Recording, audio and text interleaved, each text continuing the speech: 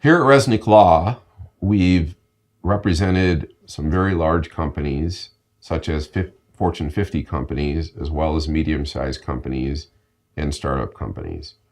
With large companies, to be fair, we really didn't represent them 20 years ago when we started because we were just too small and no one would have hired us.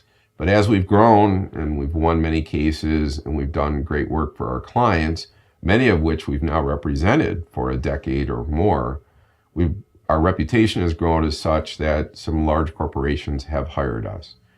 What I've learned working with large corporations is you're still dealing with an individual.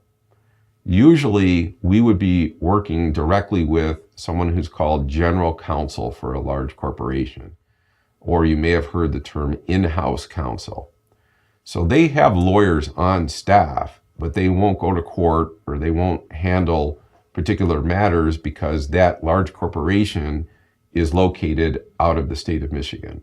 So they're going to need a local firm in Michigan to handle a Michigan case. But in those instances where our firm does an excellent job with large corporations is that one-on-one approach still applies. So no matter how large the corporation is, even with tens of thousands of employees, generally, I'm still dealing with one person, which is that individual general counsel person for that large corporation. So gaining their trust, gaining credibility, doing good work is really being evaluated primarily by the general counsel for that large corporation. And having that one-on-one relationship, they rely on my advice or the other attorney's advice at our firm here just as much as if it was a small company. They have the same needs. The only difference is because they're such a large company, they have budgetary issues. So they're looking at legal fees as a whole because they may have many, many, many cases all over the country or world that they're handling all at the same time and managing.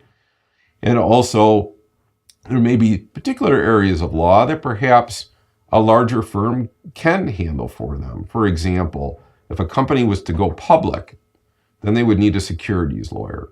Well, that's not really an area of law that we do here at our firm. But if that general counsel asked me something about taking the company public or some type of securities question, through the relationships I've developed with colleagues, either ones that I've gone to law school with or lawyers that I've dealt with over the many years, I would make a specific referral and recommendation to a top-notch lawyer at a different firm that I know is going to do an excellent job for my client.